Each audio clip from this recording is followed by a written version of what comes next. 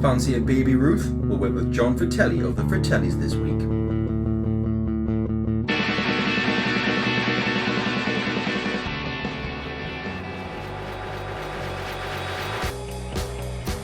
This is Anyone Can Play Guitar, the podcast for musicians and music lovers that takes you behind the scenes of the music industry. This week is brought to you in partnership with MGR Music. Ever wanted to learn an instrument, hone your skills, or pick up something completely new? You can get so far by yourself, however professional guidance can make all the difference. With a network of tutors right across the UK and rates starting from as little as £15 per hour, visit mgrmusic.com now to get started.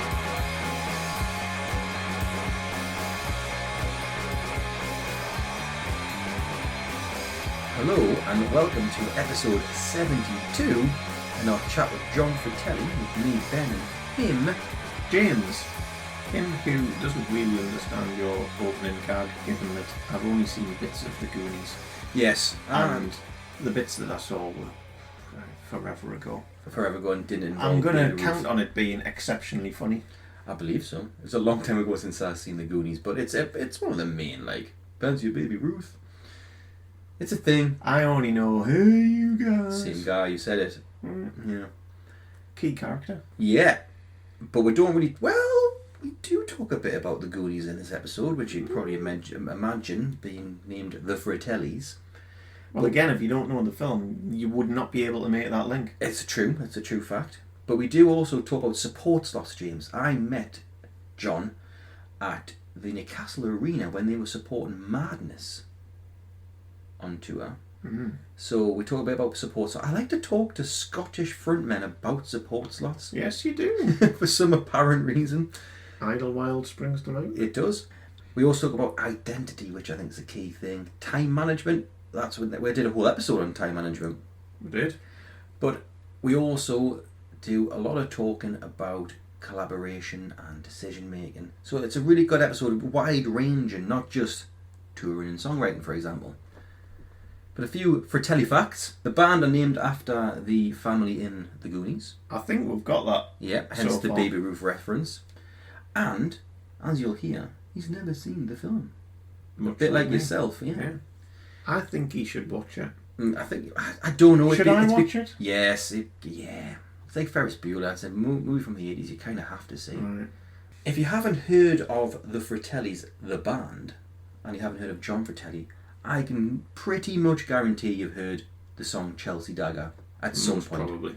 It was played at sports stadiums. Even in America, it's big in sports systems. Like, it's got that massive hook, which... Oh, they did well with that riff. I mean, the riff and the da-da-da-da-da-da.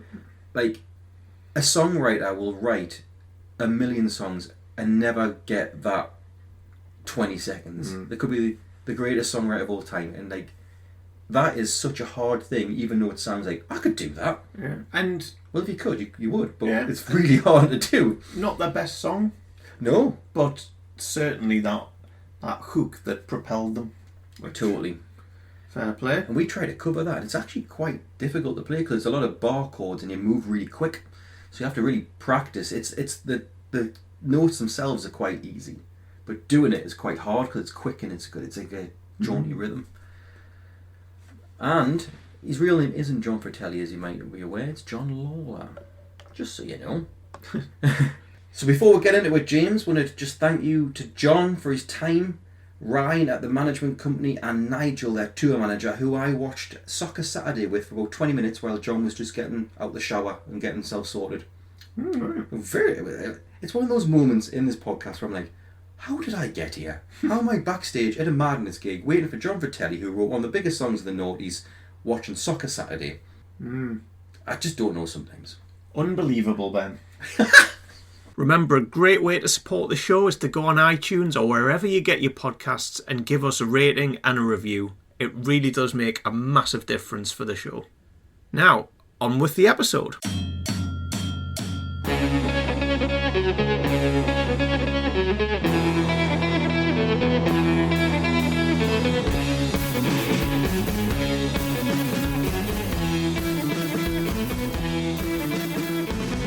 Welcome to the podcast. Jon Fratelli from the Fratellis. Thank you. How is the tour? Third night, Newcastle? It's been easy so far. It's almost like a holiday for us, you know. And why is that? Well, we only play 40-minute sets. Right. I mean, we haven't done a support tour in a long time. I think the last time I remember doing one, and this probably sounds like the sort of thing where you're bigging yourself up, but it's really just the way it was. The last time we did one was 2007 when we did the police reunion tour in America. I bet that was good. It was odd because it was all stadiums and so we haven't done one in a long time, and it's not really something we generally do.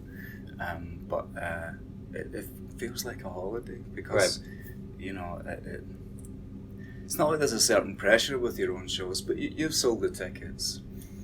You know, there's like an agreement between you and the audience. They pay money for the show, and it's all on you to live up to your side of the bargain. Whereas this, it's not on us at all. You know, so we can just go out and play and have some fun, and it feels like a holiday. Wonderful. So, as a support slot, like, do you do more greatest hits, for example? There's no point in us sort of going out there. You know, most of these venues are 10 to 15,000 people. There's no point in doing it and not using it as a way to maybe remind people, or not necessarily remind them, but, you know, give them a good enough reason that they might want to come back and see you, you know, for your own shows. So in that case, it would be pretty pointless to just play, you know, 10 songs that they might not be familiar with. Yeah. So we at the moment it's a half and half split between songs from the last couple of records plus stuff from Costello music. Yeah. You know, because we're not daft. No. You know. Yeah. Plus 40 minutes. How much can you get in 40 minutes? We can just about get 10 songs 10 in. tracks in. And, yeah. But that's why I'm saying it feels like a bit of a holiday, because that's, you know, that's a third of what we would usually do. It's quite nice. That's good. So just staying on support slots ever so slightly, because you mentioned the police there, and I think the first time I saw you was here with Kasabian. That's the only other support thing we did. Right. Yeah. So is that something you actively avoid, or just is it something that you want to do more of, or is it just one of those things? It's just I mean that tour you mentioned was, you know, we'd only just released the first record at that point. Made perfect sense to be going out and playing to as many people as possible. Yeah. The police one made perfect sense because we were just about to put our first record out in America there. Plus, you know, you don't get many chances to play to 50,000 and 60,000 people a night. Yeah. And since then we haven't done any, and it's just this. We're in the fortunate position that we don't have to do them. Right. You know, you would only do them like this one if it's kind of a no-brainer. You know. I've nothing. You know, I have nothing against them. You know, it's just we're in the fortunate position where we can do our own shows. Right. So before Costello music hit and became what it became, did you do any more types of support slots when bands used to come through your local area, whether it be Glasgow or wherever? No, we didn't do any of that. Really? We hadn't even really been going that long before we sort of got a record deal and made that first record. I think we'd only been going for about 9 months. Right. And about 3 or 4 months of those, Mincer, our drummer, had broken his back, and so we were out of commission. So really we hadn't played that many shows either, but when we did, the one thing we decided when we started playing together, we'd all been in other bands up to that point, because I was 25 when we met, so, you know, I'd been out playing in bands since I was 17, all of us had, and we'd all done the rounds around Glasgow, and the one thing we were adamant about was we were just going to put our own shows on. So we didn't ever do any gigs where you have like a 4-band bill that a promoter puts on, and you have to sell 30 tickets or whatever it was, and you have to hand that money over. Yeah, that memory's coming flooding back now. And we just decided, the very first thing we decided was we're just not going to do that. So we just booked function rooms in the backs of bars and just put our own gigs on. And so we got to keep all the money. And in fact, the very first time we ever did it, and it was our second gig. Our first gig had been the night before, just as a little warm up in this other bar in Glasgow, and then the very next night we did the first of these nights that we put on, and it's still my favourite show of ours. Right. It was just the most exciting thing ever, because the base was a little basement which probably held about 50 people, and we had about 150 show up. Really? And, so there was a lot of Masters and drama on the door, and it was just the most exciting thing ever. So how did that, I mean, I'm trying to answer the question for you, but because you were in bands beforehand, did that whole, for want of a better word, scene come together because you were the product of 3-4 good bands that came together and created the Fratellis? No, it was really nothing to do with that. From the very first time we got in it, we didn't know each other. You know, we met through musician wanted ads on, boards on music shops. Right. So we didn't know each other, and from the very first time the three of us got in a room just to play, even that first time, it was obvious that it was going to work. And it was also obvious that it was something completely different from any other band that any of us had been in. It just had that little bit of something that's ineffable. There's no word for it. You know, you could call it magic. And I don't use the word magic to describe us as magical. It's just that thing that you who knows what that is. Lightning in a bottle, I think it's people just call it. You could give it all those names, but I prefer not to name it. You know, it's a bit mysterious. And so I, at least for me, I don't think any of the other stuff up to that. The only thing the stuff up to that point helped with was none of them worked, obviously, or we would still be in those bands. Exactly, yeah. So the only thing that helped was that you knew with this band, all right, this is what it means when something works. This is what it sounds like. Right. So those early meetings and getting to know each other. The Fratellis, the band name is the Goonies reference. Why the Goonies? Well, that Barry, our bass player, picked that, and again, that was something we decided on the first day we met. Him and I met in a bar in Glasgow on a Sunday lunchtime. It's the best time to be in the bar. It was dead, you know, but we left at closing time that night. Okay. And you know, we obviously enjoyed each other's company, and even at that point, I had written a bunch of songs, but I hadn't written the songs yet that ended up becoming the first record. Okay. But before all that, he had said, you know what, I've always thought if I was in a band, the Fratellis would be a great name. And I had been in bands before, and we all had, where you seemed to change the name every 3 weeks. And I definitely didn't want to do that. That name to me was like, do you know what, I don't hate it. Like, I can live with that. So we had the band name before we even had met Mints, you know, before we even had a band. It was one of those things where you get it out of the way. Yeah, and the naming of your own names as well, with like the Jon Fratelli, is that like an identity thing, or no? That was a Ramones thing. Complete accident, because because we'd only just met, because we didn't know each other. None of us knew each other's real surnames. Okay. So what we had did when we took each other's phone numbers down was we had put Barry Fratelli, because that was the band name, and it turned out we'd all did that for each other. You know, like I've got people on my phone who, you know, I've got a friend who's a plumber, and I know him really well now, but when I first met him he was Michael Plummer. Yeah. Because I didn't know his second name. So the name thing, again, was just one of those accidents. Yeah. And it just stuck. I've got Nigel in my phone as Nigel Fratelli. Yeah. Which makes sense. Or Somebody Guitars. I mean, my guitar text in my thing is Nigel Guitars. Yeah. I did see online the other day, actually, someone posted that their auntie still has their uncle as Mike Tinder, which just makes us... She might want to change that. One of the things that James was keen to know about was covers. Now, you noticed that you covered along the Watchtower. Do you often do covers and learn other people's material? We've been doing a cover of Run Around Sue, you know, the Dion and the Bellmans song. Okay, yeah. It's really a sort of rock and roll punk version of that. We've been doing that for the last 4 years. The only time we ever did covers before was really because, there was a period where radio stations always asked you to do one. If you came in and did a session, Yeah. you had to play a cover. And to be honest, it was a real pain, because a lot of the time you had to pick something from their current playlist, and that was not always easy for us to work out how to do them. Mm-hmm. So any covers we've really done is because somebody's asked us to, apart from Run Around Sue, which was just one. I can't remember how that started, but it's been in the set every night for the last 4 years at the end of the show. Wow. I'm not averse to doing them, but it has to be the right cover, and you have to be able to bring something different to it, I think. Unless you can bring something different to it, it's a bit of a pointless exercise. Yeah. Because actually on that, I knew there was a song, there's a good Cyndi Lauper song in the Goonies soundtrack.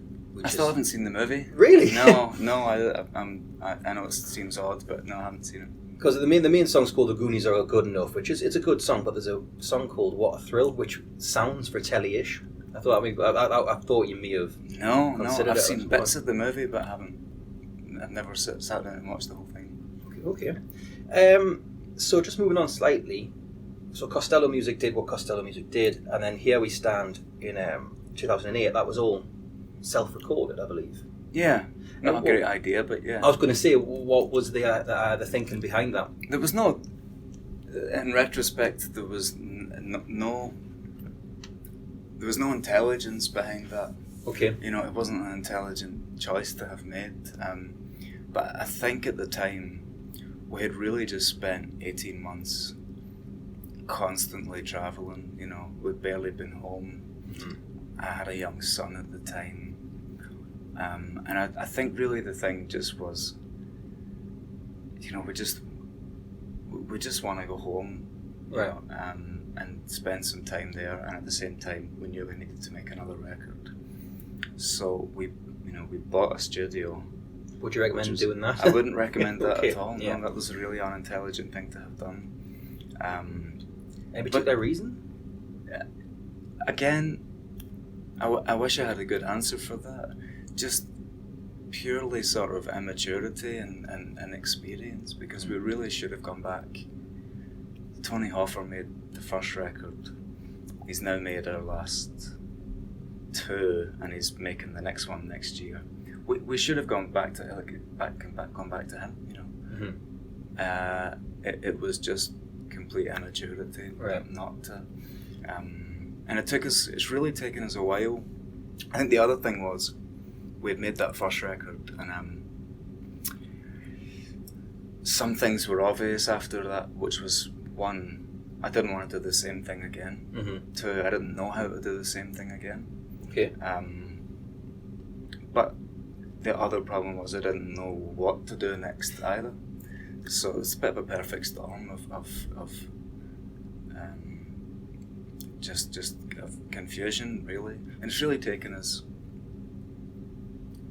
up until this latest record to finally get to the point where we're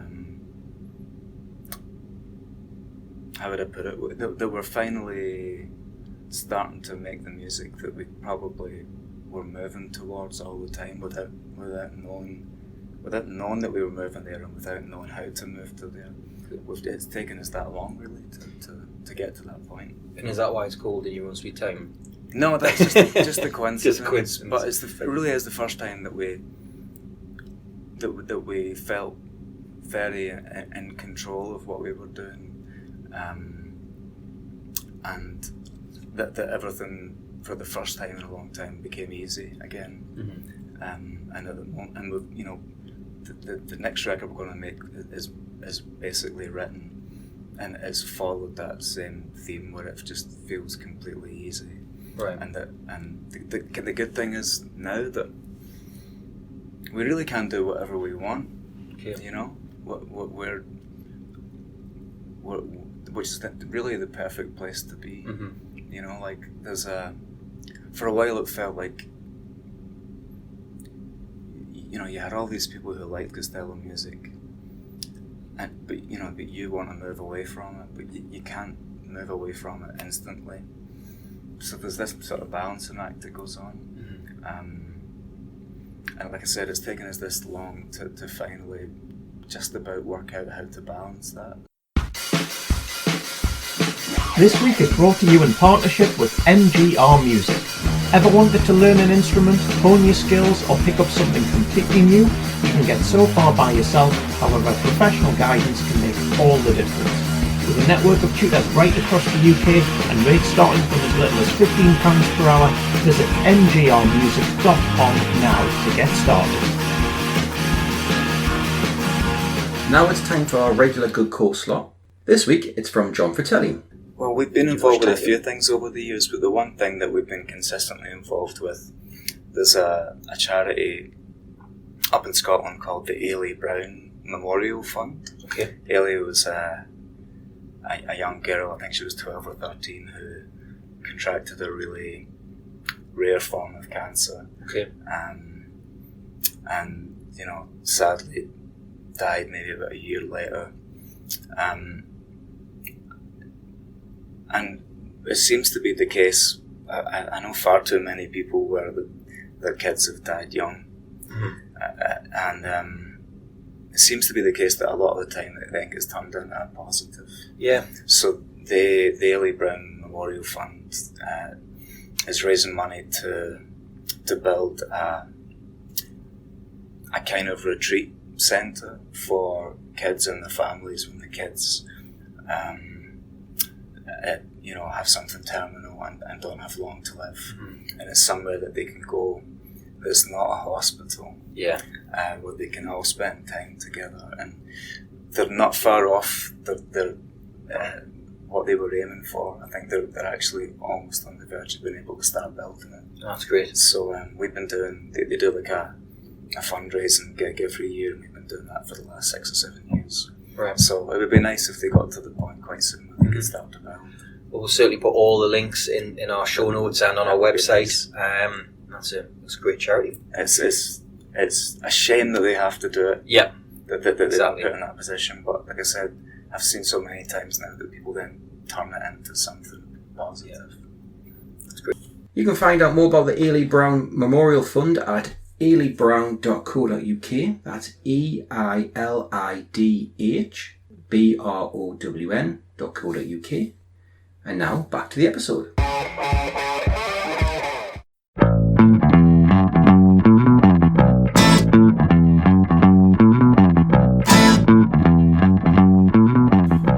With that being said, your solo work, 2011, well, you got 2010, which was like another kind of collaboration, the Codeline Velvet Club. Yeah. And then you got 2011's your Psycho Jukebox, and then you got your own another solo album coming out next year, I believe. Yeah. How does that differ from the experiences in the band? Easier, harder? It's really not much different because I have as much freedom as I would ever want in the band. Given that my whole thing is really songwriting, singing and playing guitar are the secondary things. Yeah. It's really for me the biggest joy is writing songs. So that really doesn't change, whether you're writing it for the band or writing for yourself, and that I have as much freedom with either.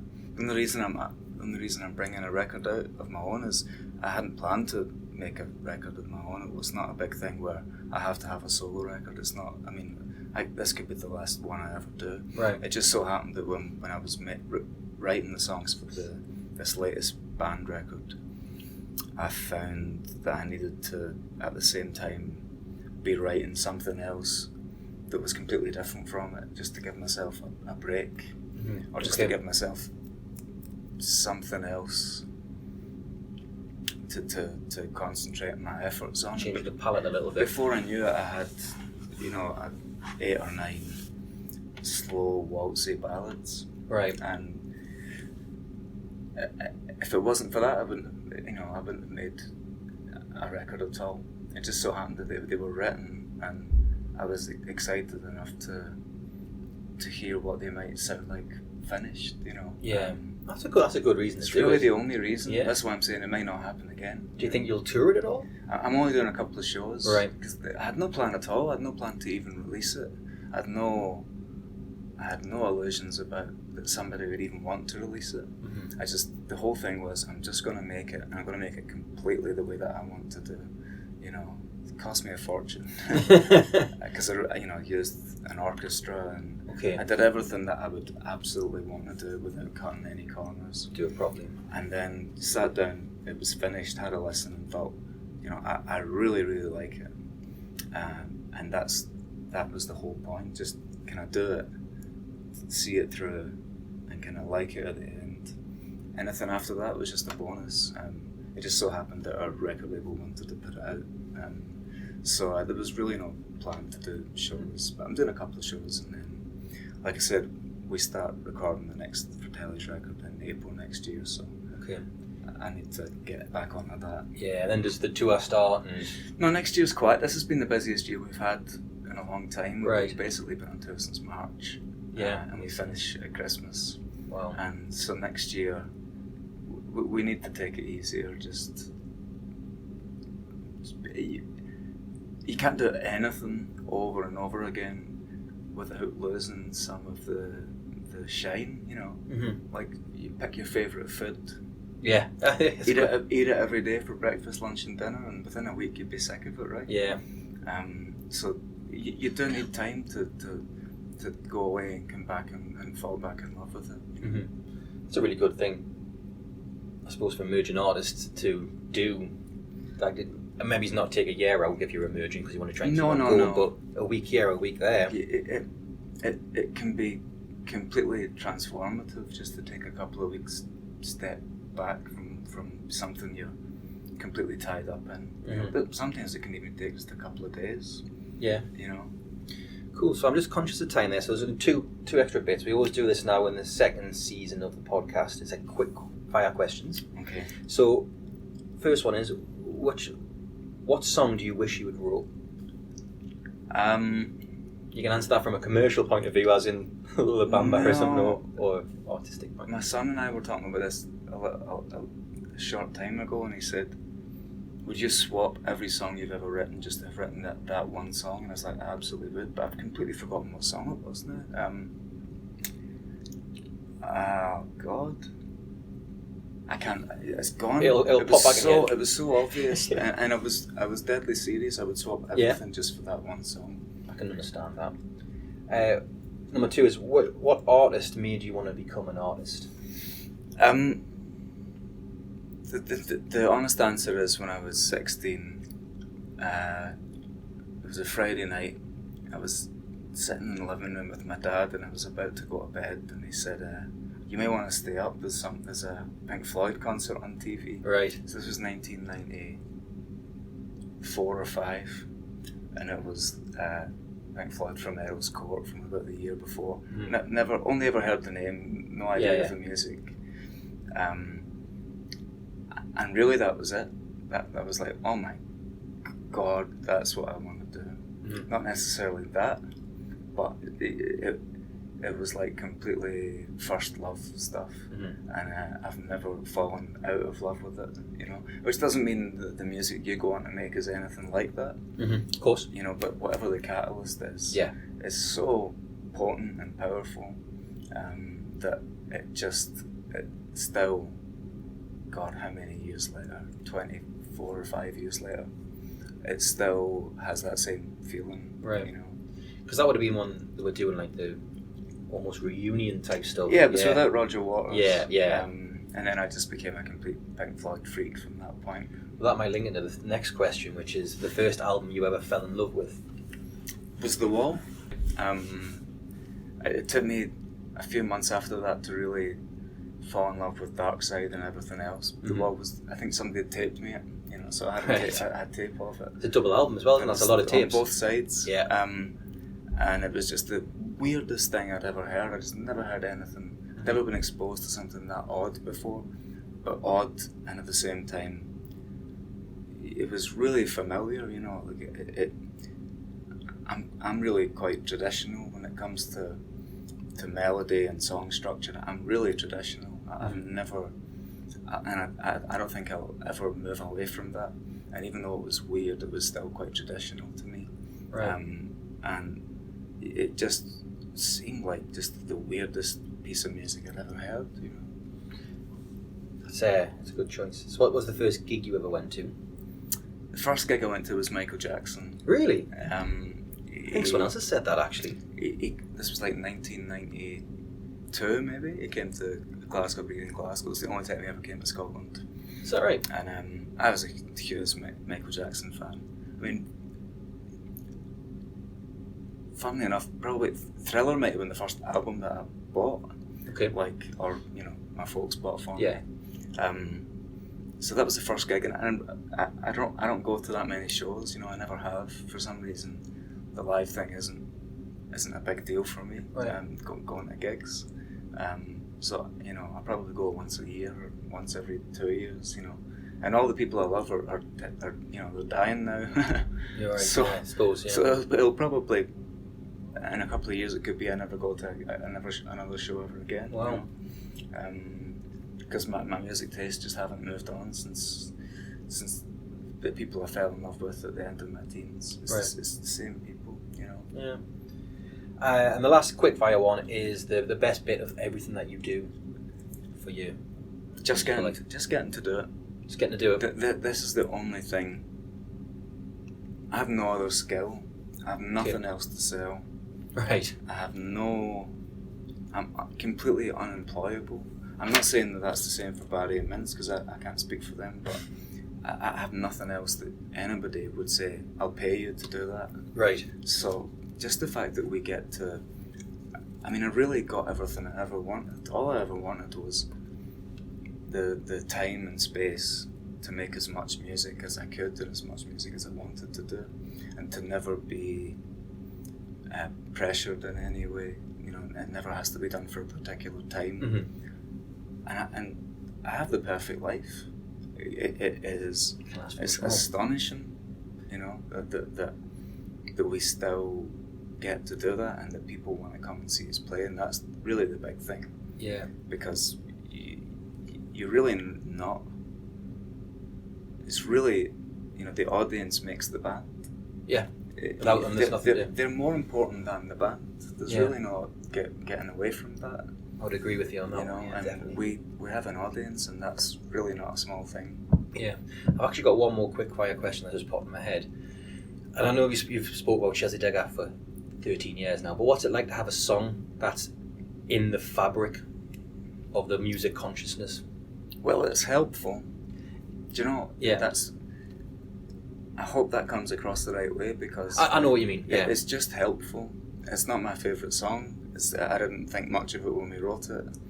I'm really happy that people seem to like it, and it gave us a platform. Mm-hmm. You know, when I was saying there about having the time and the space to really do musically whatever you want, a song like that helps. I bet. Yeah, I bet. Great. Well, thank you very much for your time, John. I hope you enjoyed Newcastle and madness, and literally madness at the arena tonight. The madness. Yeah. So thank you very much. Brilliant. Thank you. Thank you. I'll tell you what I liked most about that, Ben. Tell me. John's honesty in terms of what went wrong. And yes. When they've made mistakes. He was quite open and candid about particularly the route that they went down after their first record and subsequent ones, how they recorded it, who they recorded it with, the whole studio bit. Works for some people, doesn't work for other people, but he was just, made a mistake. Wasn't a sensible thing for them to do at that point in time. Yeah. It's totally understandable though, if you've had a massive album and like record companies are saying I want the next album and money's being thrown around and you're touring with Kasabian and all that sort of stuff, you might just get swept up in it rather than like maybe sticking to basics like they were, like essentially were a great like pub anthem band. So it happens, but they're still going. They're touring this year, so fair play to them. So thank you again to John, Ryan at the management company, and Nigel, the tour manager. But next week, James. Still at the Riverside? Well, we're not at the Riverside this week, James. We're at the arena. But I do pop just along the time. No, it's not far. It's not far. You can walk. You can walk. You are sort of on the river almost. It was a big river, James. Ooh. I want everyone to know. But I am with the cheekiest of cheeky chaps, Keith and Chris of We Are Scientists. Here's a snippet. Hi, remember us? You put out our first record. Now we're here to put out a second record. Also, as a new president at EMI, and he was like, "Who the hell are you guys?"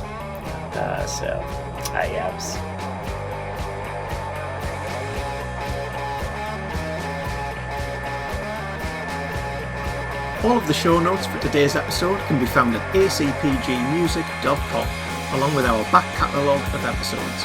If you like what you hear, or perhaps have some improvements or specific guests you'd like us to consider, we'd love to hear from you. Email us at info@acpgmusic.com or hit us up on social media. Keep supporting upcoming artists, and we'll catch you next time.